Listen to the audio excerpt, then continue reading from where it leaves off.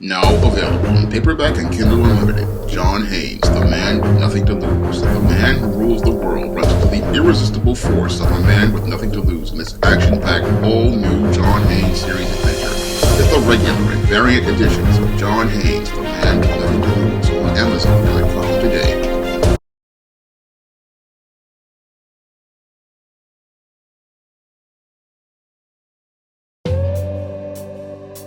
Hollywood Historical Men in Crisis.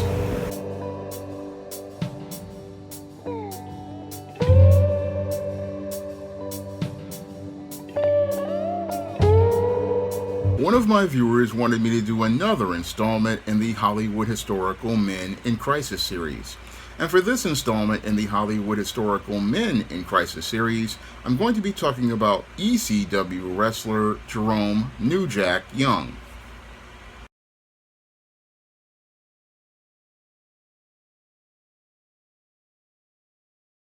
Now, New Jack is one of the most infamous characters in pro wrestling and is known for his legendary runs in Smoky Mountain Wrestling, where he was a part of the tag team, the Gangsters, with his partner, Mustafa, and is also known for his legendary run in Paul Heyman's Extreme Championship Wrestling, also known as ECW.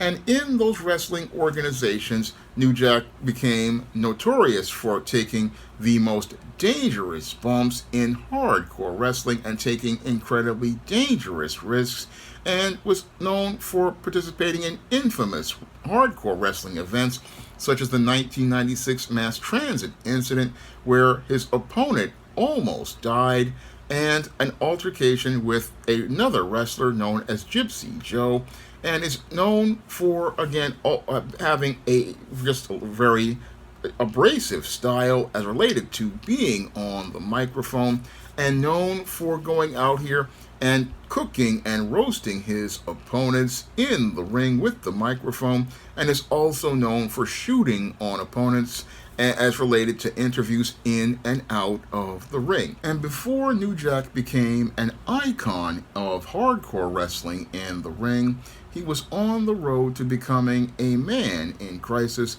due to the dysfunctional home he grew up in the last days of Jim Crow America.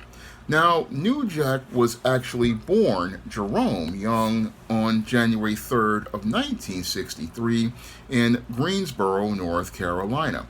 And as he was raised in a home in Georgia, he grew up in an abusive household with a ratchet black mother and a beta male black father, and inside of that home he grew up learning self-hatred and racism from that whole toxic environment. And in that toxic environment he watched as his mother and his father had an extremely abusive relationship. And as he was in that home when he was 5 years old, his road to learning about trauma started out when he was, again, watching him and his siblings, seeing his father stab his mother multiple times after he found out she had been cheating on him with other men, which was the kind of emotional response that a simp would participate in, because the simp does not know how to go out here and have the male life skills or male survival skills to think critically or problem solve as related to a toxic relationship by just leaving the relationship. No, instead, New Jack's father basically wanted to maintain this relationship where he hoped that he could maintain control over New Jack's ratchet mother, and he thought he could stop her from cheating with other men. And 5 months later, he wound up shooting his mother in the leg in an effort to stop her from taking Jerome and the other children away from the father who was abusive. And eventually, later in the year, New Jack's father wound up dying as a result of possibly all the stress he was suffering as related to the racism of the time and the stress of dealing with a ratchet black woman who was not someone who was going to look to maintain the fidelity of their relationship. And after New Jack's father wound up dying, New Jack's mother basically was one of these ratchet black women who was looking to try to finesse as related to life looking to go and do jive hustles, and frequently moved across Georgia, trying to stay a step or two ahead of landlords who were looking to evict them from different homes that she would go out and look to rent. And this basically created a very unstable environment for Jerome Young as he was growing up, and as he was growing up with a, again, foundation of racism in Jim Crow, where he himself said that when there was black on black crime that went on in places in Georgia, nobody would really care. And that was basically shown to him by the way his mother and father again had that domestic violence incident where the father stabbed the mother multiple times and even shot her in the leg, and no police looked to take him away and put him in jail for his domestic violence. No, what happened was that the police didn't care about crime with black people. No, all they cared about was if a black person hurt a white person. This is what Jerome Young said in his own words about growing up in those later days of Jim Crow.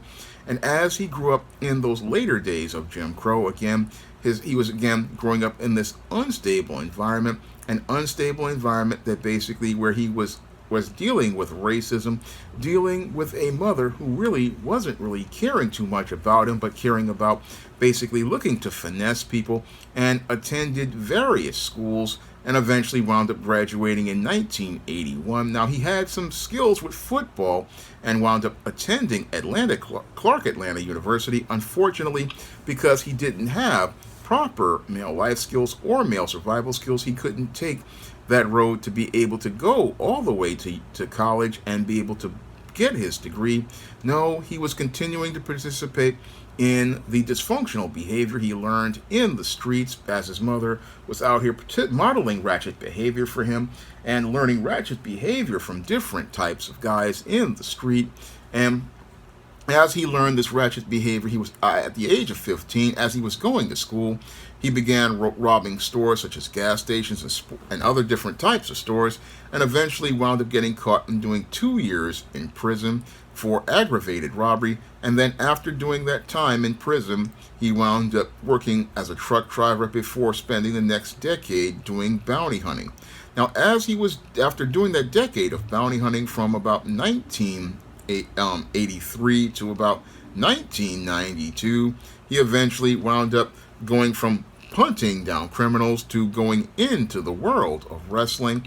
And as he went into the world of wrestling, he trained with Ray Candy, and then eventually went and created the character of New Jack, partially inspired by the 1991 film New Jack City that starred Wesley Snipes and Mario Van Peebles and Ice-T, a movie that basically again showed the world of the streets and basically created this kind of street character, New Jack, who was a hardcore street dude. And this guy who was a hardcore street dude was a really tough character who could just, again, talk street on the mic and was really aggressive in the ring. And eventually, after debuting in 1992, he eventually won his first championship in 1993 with the first tag team championship, the USWA tag team championship, and then went on later in his career. After he left the USWA, he then went to the North Georgia Wrestling Alliance, and that's where he worked with Mustafa Saeed and formed the legendary tag team, the Gangsters. And when he formed the tag team, the Gangsters, that's where he won his first championship. But that's where he just started, again, building on the iconic character of New Jack, because the Gangsters were a big deal in wrestling.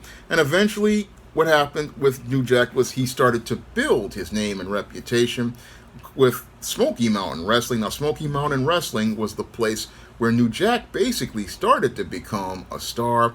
He started to become a star in Smoky Mountain Wrestling because Jim Cornette basically helped him to develop his character, which really wasn't much of a character because with New Jack, he was basically playing basically himself, and they actually had to have him dial things down because he was basically just being himself. He was a street dude. He knew how to be street, and his promos were known as some of the most controversial ones at the time. I mean, he basically was acting like he was a straight street dude, and as he was acting like a straight street dude, it basically was causing a lot of controversy in the South, and it caused so much controversy in the South that they had to call the police on New Jack.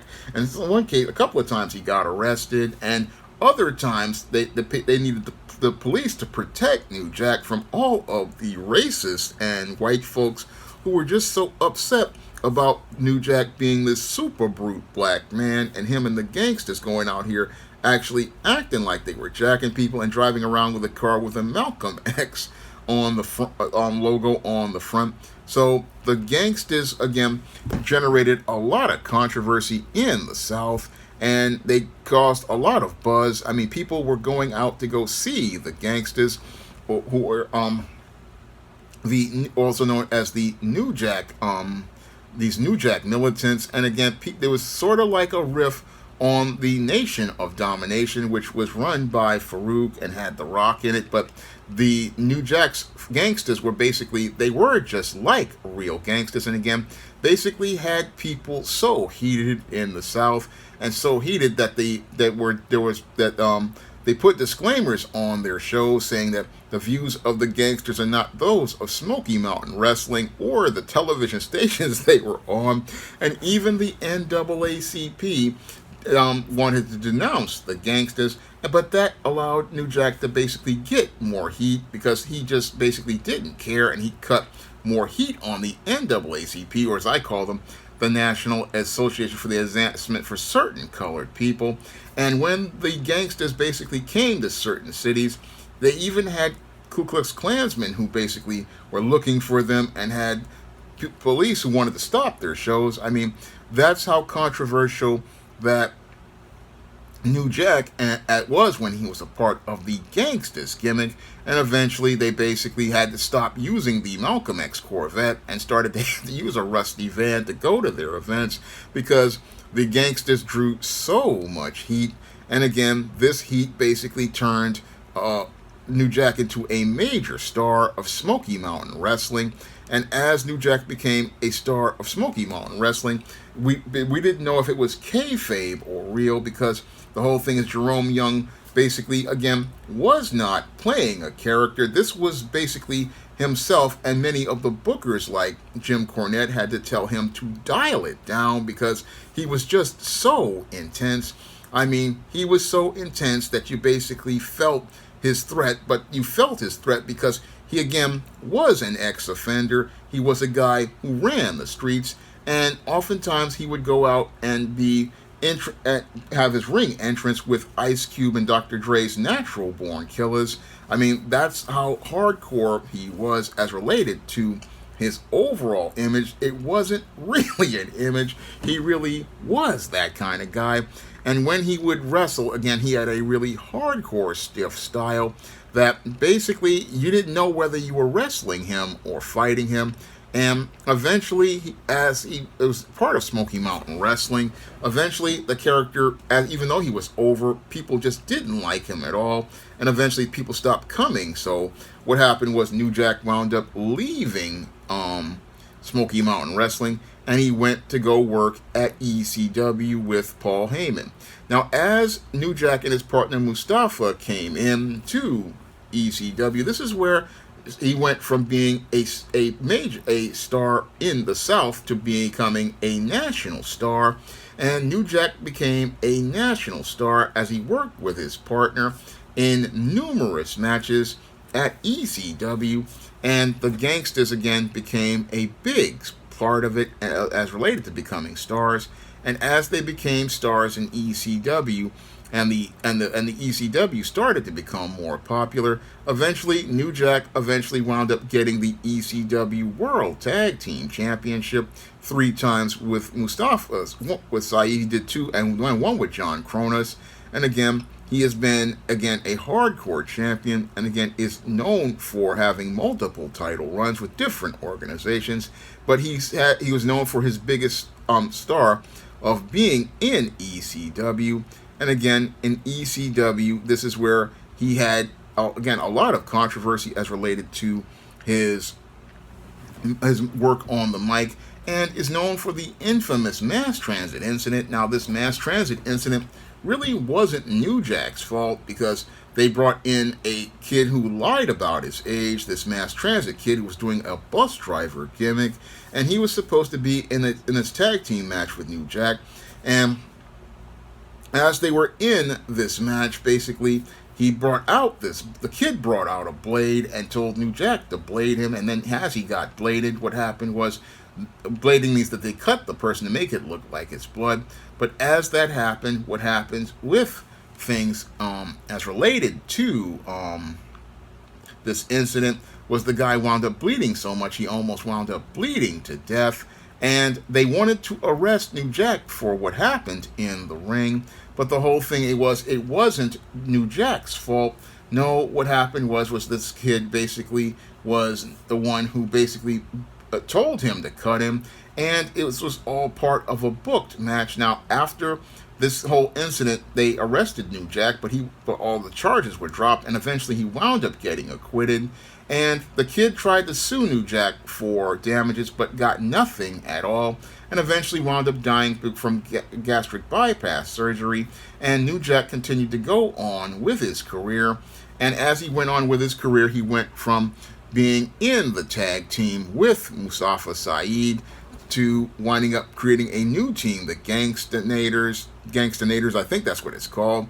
And as he went on to be a part of the Gangstonators, they had a feud with the Dudley Boys, and as they had the feud with the Dudley Boys, eventually it wound up ending, and then New Jack then went into singles competition, and then after he went into singles competition and had a lot of great matches, eventually ECW wound up closing and going out of business.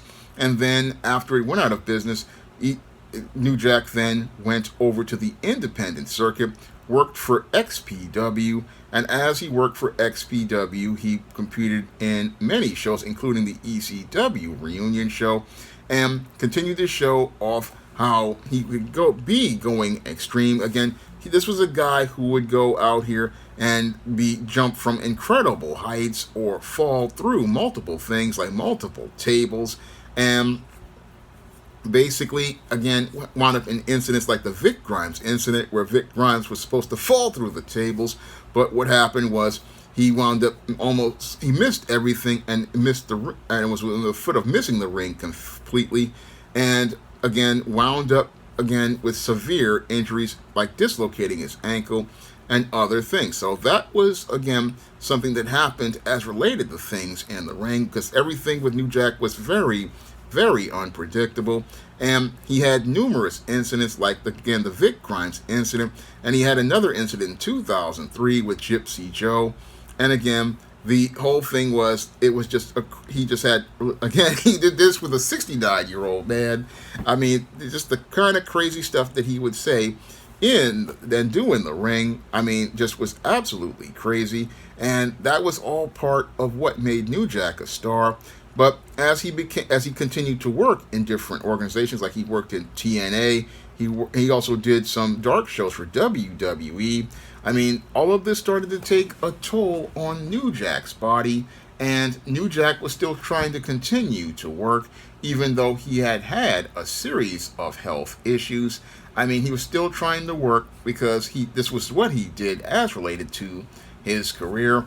And as he went out here, he basically was starting to have issues to the point where he was, again, forced to retire. He was forced to retire because he had blood clots in his leg and his back, but he still tried to go on in 2016. And as he was having these heart problems, he was still trying to go on. But eventually he reached a point where he could not really go on any further. And eventually what sadly happened was with New Jack is he wound up passing away in 2021 at the young age of 58 from all of the stress and the trauma that he went through at an early age, and all the stress and the trauma on his body. And all of that stress and trauma basically happened because he was put on the road to becoming a man in crisis when he was very young. And even though he had a pro-black gimmick as related to being a gangster, what was really interesting with New Jack was that it showed in his personal life he had trauma as related to his black mama. And that was shown because as New Jack got involved in relationships, they were usually with white women. He got involved with Terry Runnels, also known as Dustin Runnels' ex-wife, and that was a 2-year relationship that he had. But then he married Jennifer Young, and he married Jennifer Young, a white female. And again, I believe he was getting involved with white and non-black women because of the trauma he had from his black mother, and he felt that he could better have a healthier relationship with a white or a non-black woman, because the relationships with black women were so toxic. Basically proving a point that I made about how when black boys are abused by domineering and emasculating black women, this causes emotional scars on black boys that lead to them not wanting to pursue relationships with black women. So when I look at New Jack's situation with his mama, it basically shows me how being a man in crisis, when you have a toxic mother, it can really do damage to you as a boy, and do damage to you as a boy because you can't really have that healthy relationship with your mother, who is the first woman in your life, and how that relationship with that first woman can lead to you either choosing a woman who looks like you or choosing a woman that looks like someone else. So I look at everything that was going on with New Jack, and again, he was a man on the road to becoming a man in crisis, sadly, due to the home that he grew up in. And the home that he grew up in basically was an environment where he didn't get those basic male life skills or male survival skills, but he learned a different way to survive.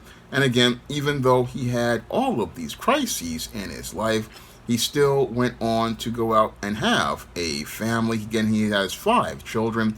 Now, one of his children is the drag queen known as Washington Heights, but he was a man who still tried to go out and take care of his family. And even though he was dealing with crises in his life, he managed to get his everything as related to his life, trying to get it together and trying to get it in order. And not every man in crisis wants to, again, go on a road to self-destruction. And with New Jack, he wasn't really trying to go on a road to self-destruction. He was just trying to survive. And if he had some guidance from a man, he basically would have been, I believe, become a wrestler on the level of Dwayne Johnson, The Rock, because he had that charisma and he had that presence. He had that charisma and that presence to become a major star.